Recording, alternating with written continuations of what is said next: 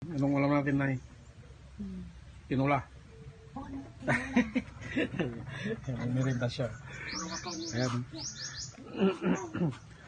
Tinola daw eh. Ayan, naka-ready na yung mga kwan dito, ingredients. Ayun o, ayun o, ayun o.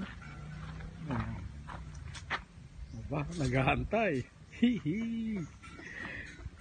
Tapos ito, oh, ready na. Oh, pili na kayo, saan dyan? Ito, para fresh. Ganda oh. So, kuha tayo ng isa. Ito na yung binhi. So, ito na lang ang ating pitasin. Fresh. Sakto na yan sa pangtinunan natin. Okay yan. Thanks guys.